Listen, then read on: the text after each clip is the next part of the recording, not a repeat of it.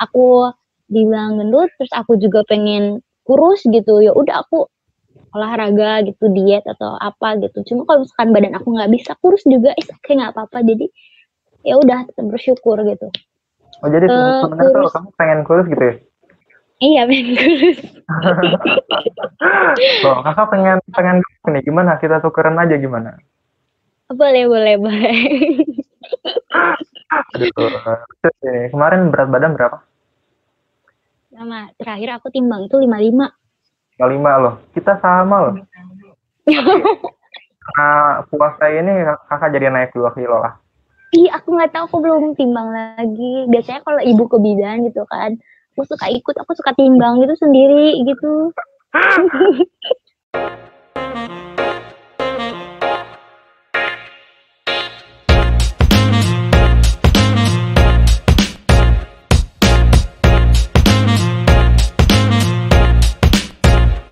Semoga aja ini cepet selesai sih ya. Soalnya kakak sebenarnya jujur kurang nyaman sama new normal gitu. Apalagi di sekolah-sekolah. Iya, kalau aku setuju sih diadakannya new normal, cuma untuk orang-orang yang berkepentingan saja kayak pekerja, pelajar, terus mahasiswa itu kan penting karena mereka apa ya istilahnya mereka harus menuntut ilmu gitu kan.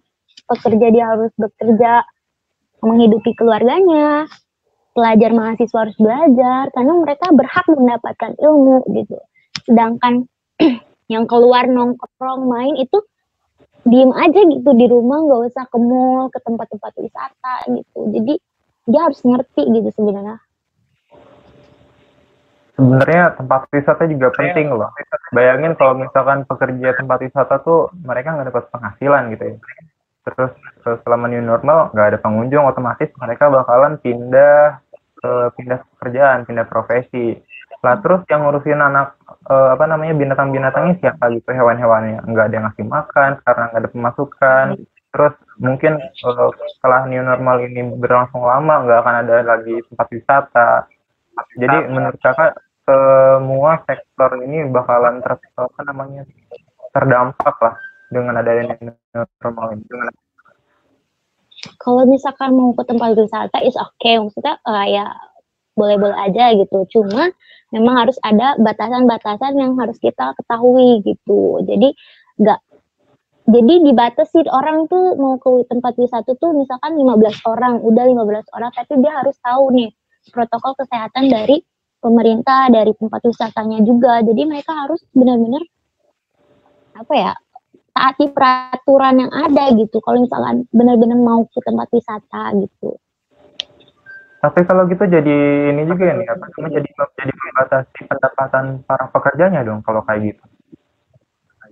Ya mau tidak mau karena kan ini kondisinya sedang kayak gini ya. Jadi ya para pekerja, para pengunjung juga harus apa ya saling mengerti gitu.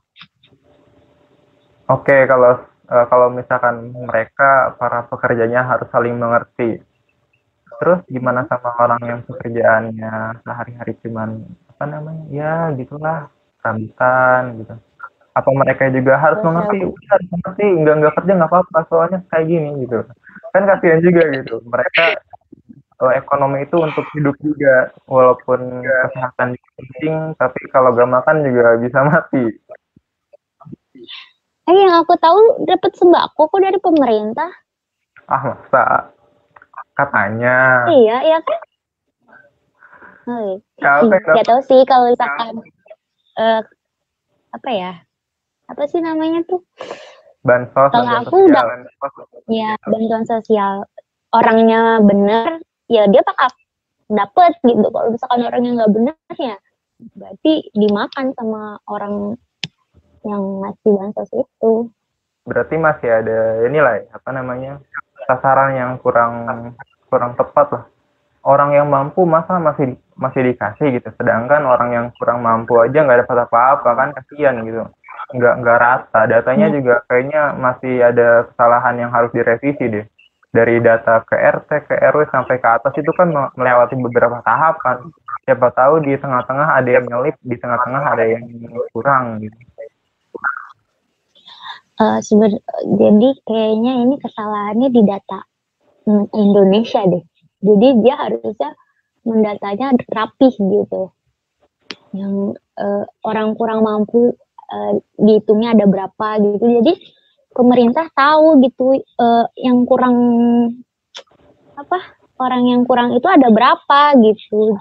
Ini salahnya di agendanya kali ya, di datanya kali ya. Jadi pemerintah ngasal ngasih aja tahunnya yang dia kasih orang yang mampu gitu. Yang nggak mampu malah nggak dapet gitu. Jadi acak kok. Pernah mikir gini nggak sih Sian, kalau misalnya birokrasi dan administrasi itu bakalan pengaruh sama penyebaran bansos ini? Kayak misalnya orang yang udah tua lah, kita sebutnya tua aja general gitu. Dia nggak punya surat-surat kayak gitu, mungkin karena kena musibah ataupun di rumahnya yang dulu atau di rumah anak-anaknya, sedangkan di sini dia sendiri kayak di Jakarta tuh kan banyak tuh ya yang terlantar. Itu kan merata juga sih buat mereka. Harusnya mereka dapat karena mereka kurang mampu, tapi karena masalah administrasi, nggak ada kakak, nggak ada KTP, ini itu hilang, nggak bisa bikin karena situasi kayak gini. Itu kan banget namanya, pengaruh banget buat mereka. Ya sih salahnya. Berarti orang administrasi itu harus benar-benar teliti ya. Maksudnya harus gerak cepat juga karena apa ya, orang yang kehilangan KTP kayak lansia gitu yang tadi kakak bilang itu benar-benar harus diprioritaskan gitu. Cuma sayangnya nggak seperti itu. Jadi lansia yang nggak punya data-data ya dibiarkan, itulah salahnya gitu. Makanya para public figure dan para pelajar mahasiswa juga ikut andil dalam bansos juga ya. Mereka menggalang dana, mereka melakukan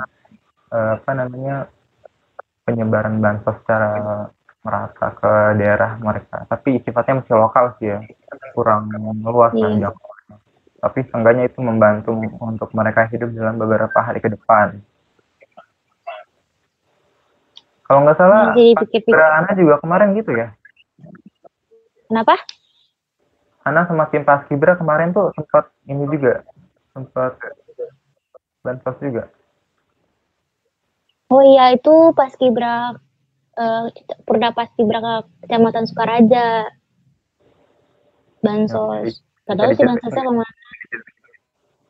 Ya aku nggak ikut. Oh nggak ikut ya? Nggak ikut. Padahal seru banget tuh kalau ikut, kita bisa bahas itu nyampe biar tahu sih apa namanya solusi. Iya karena aku bukan Purna. Tinggi aku kurang. Duh, kira-kira kamu jadi Purna, udah ada rencana belum? Aku mau jadi apa ya? Jadi Purna apa aja deh. Tapi hal yang positif gitu.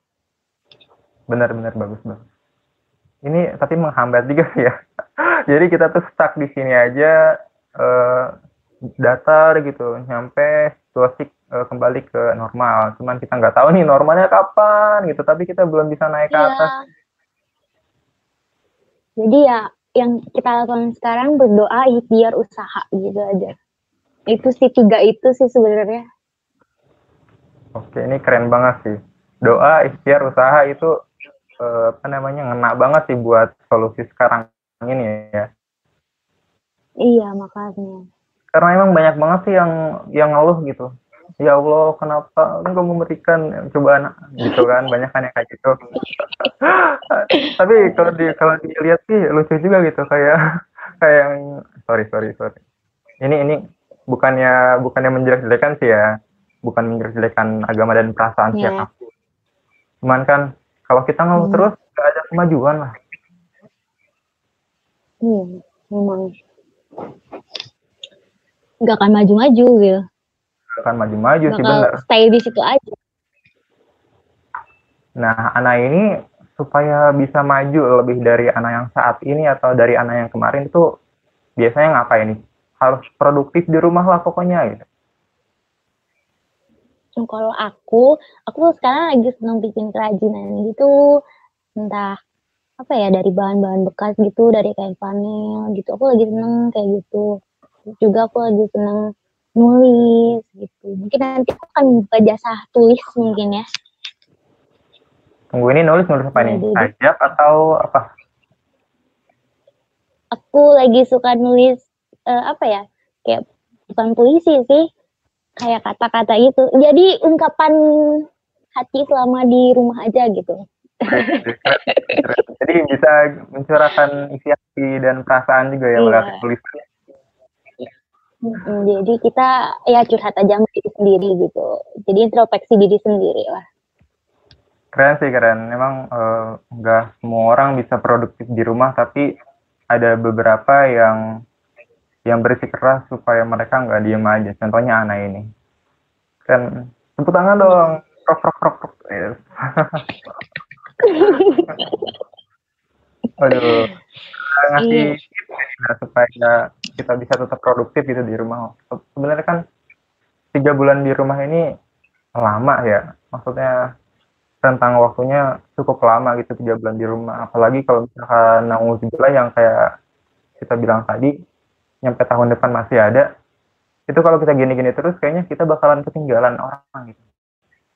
Ada tips gak nih supaya kita nggak terus ketinggalan gitu, kita terus maju? Karena banyak yang mengambil kesempatan ini sih untuk keuntungan mereka juga. Contohnya kayak aplikasi-aplikasi yang sekarang ini, apa namanya, yang baru-baru ini muncul gitu ya. Yang pastinya mereka itu online.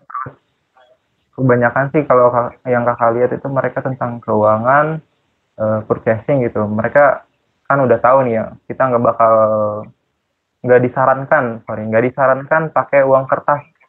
Kita harus pakai uang digital. Nah, banyak tuh ada beberapa apa namanya, perusahaan digital yang kakak lihat udah mulai naik gitu.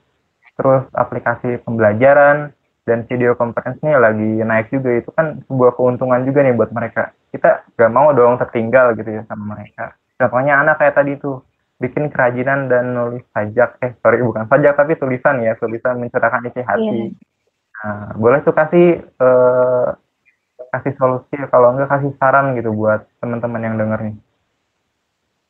Nah, kemarin itu aku waktu sebelum ada COVID-19 ini ada pelajaran BK. Di situ tuh ada membahas tentang bakat dan minat seseorang. Jadi selama kita di rumah, kita harus nyari nih bakat kita tuh apa gitu. Jadi misalkan bakat kita masak aja gitu, kita masak, terus kita cobain masakan ini enak gak sih gitu. Nah, kalau misalkan enak, bolehlah dijual gitu kan, kayak apa ya, kayak orang tuh bisa nyicipin masakan kita gitu. Terus juga kita dapat uang tambahan mungkin kan selama di rumah aja gitu. Jadi kita bisa bantu orang tua mungkin gitu. Terus juga mungkin kalau misalkan kerajinan kita bikin dari kain panel, misalkan gantungan kunci atau pensil sarung pensil dari kain panel gitu. Itu kan bisa banget gitu kan dijual. Sekarang kan serba online gitu kan. Jadi kita tinggal foto, posting, ada minat, COD, ya udah deh. Gitu. Kalau enggak, kalau tipe aku mau dia yang datang gitu. Karena aku nggak dia yang datang keluar gitu. Kalau aku lagi mau keluar, lagi genting juga ya udah baru aku nemuin. Jadi kalau secara teori sih kayak gitu. Iya, jadi kita bisa tetap produktif gitu, bisa bantu orang tua gitu dengan bakat yang kita punya gitu. Jadi perdalami bakat kita gitu. Kalau bicara masalah bakat, kayaknya cuma sebagian orang yang peduli deh soal bakat itu. Alah, bakat itu bullshit gitu ya. Yang ada itu kerja keras, kan banyak yang bilang kayak gitu tuh. Salah sih sebenarnya mereka. Jujur aku juga dulu kayaknya aku nggak berbakat segala macam hal deh aku bilang gitu, karena aku pernah masak keasinan, terus aku tuh nulis bener-bener jelek kan ya. Pernah aku waktu itu seleksi pas kibra, seleksi paskibra, aku masak sendiri, terus aku kenalan sama temen aku dari sekolah lain, aku suruh dia cicipin masakanku kan, dia bilang asin, oke lah, mau nggak mau harus dimakan kan, jadi dari situ kita belajar lah, kayak memperbaiki rasa gitu, jadi bakat itu sebenarnya ada dalam diri kita sendiri, itu bukan bullshit sebenarnya, emang ada gitu. Gimana kita mau mengembanginnya sih kalau misalkan kita nggak mau, ya nggak akan kembang-kembang itu bakatnya gitu, akan terpendam gitu. Mungkin sebagian orang tuh ngerasa insecure kalau misalkan mereka ada di dekat atau di sekitar orang yang bakatnya itu udah kelihatan. Sebenarnya mereka punya tapi belum kelihatan aja. Mungkin itu tuh penyebab yang mereka bisa bikin insecure gitu. Kayaknya sih ya, itu spekulasi kakak aja. Iya, emang sebagian orang kayak berpikirnya seperti itu. Dia membanding-bandingkan dirinya dengan yang berbakat itu. Sebenarnya kan bakat itu dari nol kan ya, maksudnya kita nggak mungkin langsung instan kan, itu semua bertahap. Jadi dia pemikirannya, dia mah bagus, saya mah enggak gitu. Gitu. Iya, jadi pemikiran orang tuh bakat tuh kayak bawaan dari lahir gitu. Wah, dia kayaknya berbakat banget nih ya, soalnya baru megang pensil dikit aja gambarnya udah bagus banget gitu, padahal dia baru pertama kali gambar. Itu pemikiran yang sangat apa ya, general lah, umum gitu, banyak yang ngomong. Amazing. Ya itu enggak, itu tuh dia cuma ngeliat sepihak doang gitu. Dia hanya tahu dia melihatnya cuma dari satu sudut pandang aja gitu, atau gimana? Iya, dari sudut pandang itu kan aku kayak ngeliat Angga gitu, Angga orangnya kayak gini, padahal kayak gini gitu. Jadi aku kayak penilai yang belum aku ketahui dari diri Angga gitu. Tapi kita sendiri juga sebenarnya nggak bisa menilai keseluruhan kan ya. Kita butuh orang lain untuk menilai kita, ya nggak? Iya, cuma kalau aku tipe orang yang kamu boleh nilai aku, itu hak kamu, itu terserah kamu gitu. Cuma aku bakal ngambil positifnya aja gitu. Misalkan dia apa ya, body shaming gitu kan, maksudnya kamu gendut gini. It's okay, berarti aku harus kurus nih. Itu jadi motivasi tersendiri loh kadang. Kalau berarti kamu ngikutin kemauan orang dong kalau gitu. Ya, kan beberapa orang menilai, tadi kan Kak Angga bilang, hidup itu harus ada beberapa penilaian dari orang kan. Jadi aku ngambil yang positif aja gitu. Misal aku dibilang gendut, terus aku juga pengen kurus gitu, ya udah aku olahraga gitu, diet atau apa gitu. Cuma kalau misalkan badan aku nggak bisa kurus juga, oke, nggak apa-apa. Jadi ya udah, tetap bersyukur gitu. Oh, jadi sebenarnya tuh kamu pengen kurus gitu ya? Iya, pengen kurus. Loh, kakak pengen nih, gimana? Kita tukeran aja gimana? Boleh. Aduh, kemarin berat badan berapa? Terakhir aku timbang itu 55. 55 loh. Kita sama loh. Nah, puasa ini kakak jadi naik 2 kilo lah. Ih, aku nggak tahu, aku belum timbang lagi. Biasanya kalau ibu ke bidan gitu kan, aku suka timbang gitu sendiri gitu. Bener sih, kakak kemarin nganterin kakek kontrol ya ke rumah sakit dan selalu timbang badan. Oh, ternyata sekarang udah naik 2 kilo. Wow, itu keren banget gitu kan. Tetapi anak ini nggak tersinggung nih, kita bahas angka ya, soal berat badan. Nggak apa-apa. Santai aja, Kak. Soalnya beberapa wanita tuh, asik wanita, itu kan ada yang tersinggung juga gitu. Masalah angka untuk berat badan tinggi, apalagi usia nih, di ulang tahun kan. Aduh, udah uang berapa nih? Jangan sampai kayak gitu.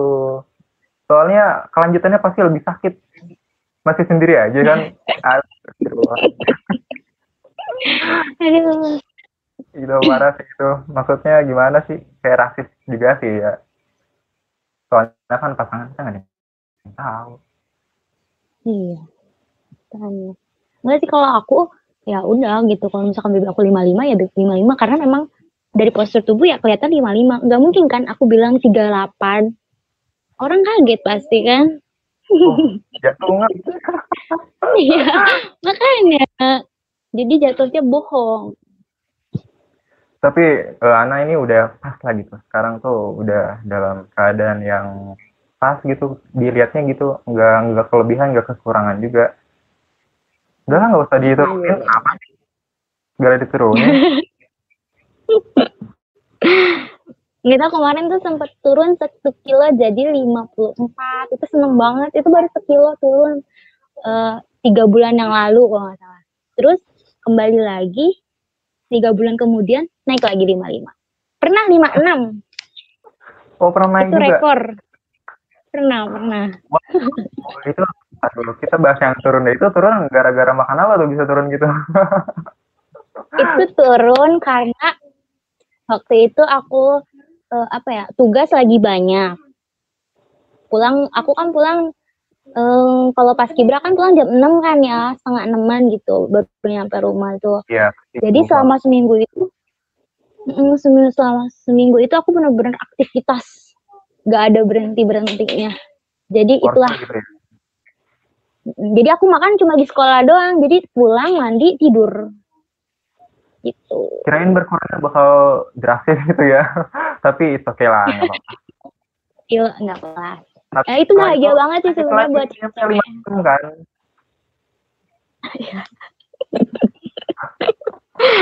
Emang sih katanya kalau misalkan mau naikin berat badan, yang pertama tuh jangan malas makan, yang kedua itu harus bahagia. Itu kemarin kakak dapat saran dari teman kakak di episode pertama podcast ini. Berarti anaknya udah bahagia nih ya, udah nyampe 5. Alhamdulillah bahagia. Sebenarnya kalau misal kamu gendut itu gampang sih, kita nggak usah pilih-pilih makanan gitu. Jangan, nggak mau makanan ini, nggak mau makanan itu, karena itu bakal berpengaruh sama kita gitu. Jadi kalau misalkan kita nolak makanan itu nggak jadi daging gitu. Kalau ibu bilang kayak gitu. Tapi kan ada juga tuh ya yang minum doang tapi udah jadi daging kan. Itu kayak nggak tahu cara medis gimana gitu. Air jadi daging gitu ya kalau secara logika, tapi nggak tahu sih medisnya gimana. Tapi emang benar sih, komposisi makanan penting banget, apalagi buat keadaan pandemi kayak gini. Kita harus rajin-rajin makan makanan yang sehat, dan apalagi kalau homemade ya, masakan sendiri gitu, lebih sehat gitu. Kita juga lebih kuat, ya enggak? Iya benar. Ya, Ana masih yakin juga masakannya. Aku masih kemarin aku masak. Aku kemarin waktu bulan puasa aku bikin kue. Bikin kue telur dadar gulung. Enak dong. Iya. Yang pertama aku gagal, itu jadinya kayak adonan kroket, tau gak? Oh iya, tahu. Jadi segi 4. Aduh, jadi lapar juga nih sekarang nih. Aduh, gimana dong tanggung jawabnya? Gimana dong? Terus juga yang kedua baru berhasil. Tapi keren sih, jadi bisa produktif di rumah sih. Ngasih manfaat juga sih. Sebenarnya mau bikin akun YouTube gitu. Oh, mau bikin akun YouTube juga? Kayak tutorial masak kayak? Iya, jadi kita masak gitu. Ini pertama guys, ini gitu. Seru kali ya. Menghibur diri sendiri. Ada yang ngajakin kakak bikin ini sih, bikin video nyanyi gitu ya, cover lagunya Gemintang Hatiku buat di tag sama Indonesian Idol lah. Ternyata kakak nggak sempet bikin. Nah terus nggak lama kemudian ngeliat juga nih di TV gitu, yang masak tuh Master Chef ya. Jadi kita kayak bikin tutorial masak gitu, terus diupload kan ntar. Ya kira-kira sama lah konsep kayak gitu. Mau bikin kayak gitu juga? Kalau kalau aku senangnya bahan-bahan lokal, jadi gampang dicari gitu. Kalau misalkan bahan-bahannya susah, enggak. Karena aku suka tantangan, tapi yang benar-benar mudah dicari gitu. Jadi nggak ribet gitu lah ya? Iya, nggak ribet gitu. Kan nggak usah pergi ke supermarket juga gitu jadinya. Iya, kalau pergi ke supermarket ntar takutnya ada pencitraan gitu ya. Iya, ada pencitraan. Aduh.